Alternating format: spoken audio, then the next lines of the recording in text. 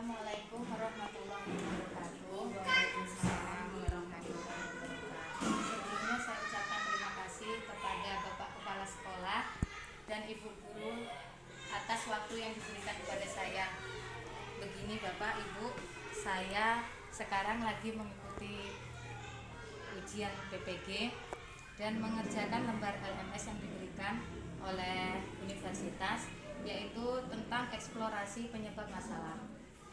Dan di sini peserta harus melakukan sesi wawancara terhadap Bapak Kepala Sekolah dan guru juga rekan sejawat. Adapun pertanyaan yang akan saya berikan yaitu bagaimana menurut pendapat Bapak terhadap guru yang masih kurang menggunakan model-model pembelajaran yang kreatif dan inovatif, sehingga teknik pembelajaran yang diberikan masih monoton dan lebih banyak ceramah. Terima kasih Bu Novi. Jadi terkait dengan proses pembelajaran yang kreatif dan inovatif, dan ini juga dampak terhadap Bapak Ibu guru yang tidak menguasai IT, sehingga akan mempengaruhi proses kegiatan belajar mengajar terhadap anak-anak. Nah, ini berbagai macam kendala yang dihadapi oleh Bapak Ibu guru terkait dengan proses kegiatan belajar mengajar. Yang pertama, karena memang gagal teknologi. Yang kedua, memang usia Bapak Ibu guru yang mungkin rata-rata di atas 55 tahun. Yang ketiga, karena kemampuan Bapak Ibu guru itu sendiri yang tidak mau belajar terkait dengan perkembangan zaman terkait dengan IT itu sendiri, sehingga dampaknya proses pembelajarannya masih tetap monoton. Jadi masih mengikuti kegiatan-kegiatan proses KBM seperti yang sudah yang diajarkan selama ini. Tetapi kalau memang Bapak Ibu guru itu mau meningkatkan terhadap IT, pasti akan terjadi perkembangan, yaitu terkait dengan kegiatan belajar mengajar, yaitu dengan cara menggunakan berbagai macam media. Artinya Bapak Ibu guru sudah mau membawa laptop ke sekolahan, sudah mau membawa laptop masuk ke kelas, sudah mau menggunakan proyektor dan lain sebagainya. Nah, ini akan mempengaruhi terhadap hasil nilai anak-anak kita. Betul. Baik Bapak, terima kasih.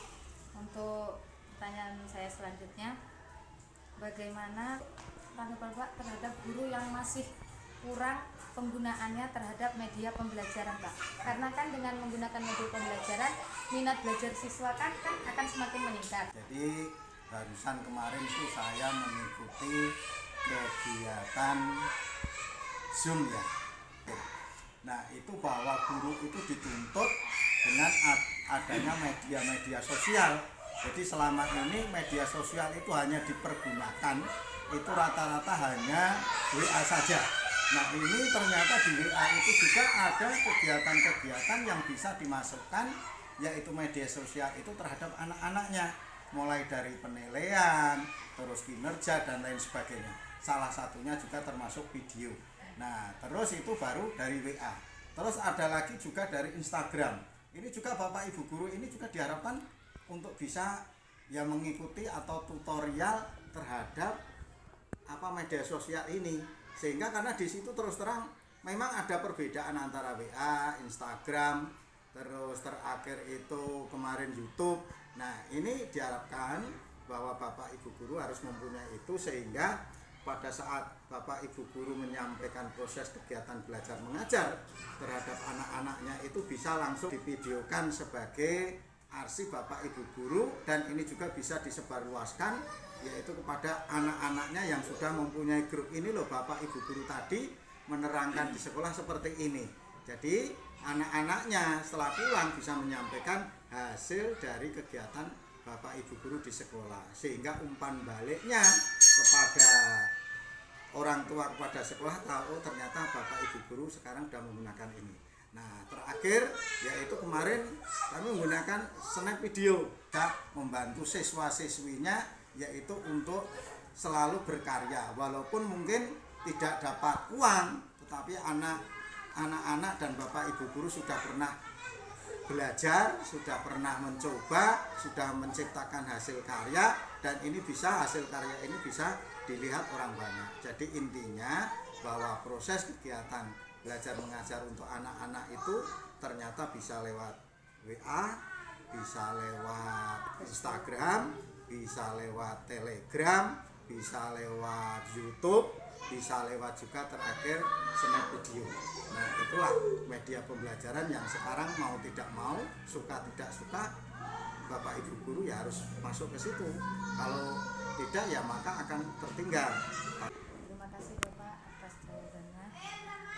Baiklah, saya akan bertanya kepada rekan sejawat saya ya. Bagaimana menurut Ibu jika ada sebagian siswa yang dia belum tahu sama sekali tentang huruf, atau ada juga sebagian siswa dia paham huruf tapi dia belum lancar membaca? Terima kasih Bu Novi pertanyaannya. Karena di tahun-tahun kemarin kita masih menggunakan pembelajaran daring, jadi saya sebagai guru belum terlalu mengenali karakteristik siswa. Jadi untuk mengatasi hal itu, saya sebagai guru melakukan pendekatan terhadap siswa dengan cara memberikan dampingan secara kontinu dan lebih mengedepankan rasa sabar agar mereka bisa lebih meningkatkan membacanya, agar mereka lebih paham tentang materi apa yang kita berikan. Mungkin itu saja Bu penjelasan dari saya. Terima kasih Mbak Iti. Dan selanjutnya saya akan bertanya kepada Ibu guru senior saya. Bagaimana menurut Ibu tentang pembelajaran di kelas yang belum berbasis HOTS, Ibu, sehingga kurangnya pemahaman dan pengetahuan siswa terhadap pemecahan masalah yang diberikan oleh guru? Nah, terima kasih. Kalau menurut saya Bu Novi ya, sebaiknya untuk kelas-kelas tinggi yaitu kelas 4, 5, 6 itu seharusnya sudah menggunakan pembelajaran HOT. Mengapa demikian? Karena seandainya tidak menggunakan pembelajaran HOT, anak itu belum bisa menguraikan hal-hal apa yang diuraikan dalam isi hatinya itu. Jadi dengan pembelajaran HOT, anak itu membaca secara pemahaman, kemudian dia tahu apa maksudnya sehingga anak bisa menjawab. Yang pertama. Yang keduanya, dengan pembelajaran HOT, anak itu lebih paham dan lebih mengerti apa jawabannya. Jadi tidak ada jawaban yang singkat. Jadi anak itu perlu membaca benar-benar tahu, paham tentang pembelajaran HOT tersebut. Ya, dengan tidak adanya pembelajaran HOT, anak itu kurang aktif Bu ya.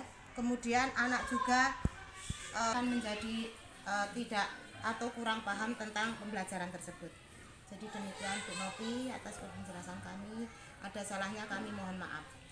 Jadi saya tambah sedikit ya terkait dengan pertanyaan nomor 2, bahwa sekarang itu asesmen itu tidak harus di akhir, tapi bisa juga asesmen dimulai dari awal. Artinya Bapak Ibu guru begitu masuk untuk menentukan untuk pemetaan terhadap anak-anak itu, Bapak Ibu guru sudah punya peta, sehingga dengan adanya asesmen awal yang disebut dispensasi atau apa itu, nah itu adalah untuk pemetaan terhadap anak-anak, sehingga dalam proses belajar mengajar terhadap siswa itu kan tidak sama kemampuannya. Nah, Bapak Ibu guru itu harus mempunyai itu, sehingga nanti apa yang diberikan Bapak Ibu guru itu pas terhadap tujuan anak-anak, karena kemampuan siswa di kelas itu berbeda ya, berbeda-beda.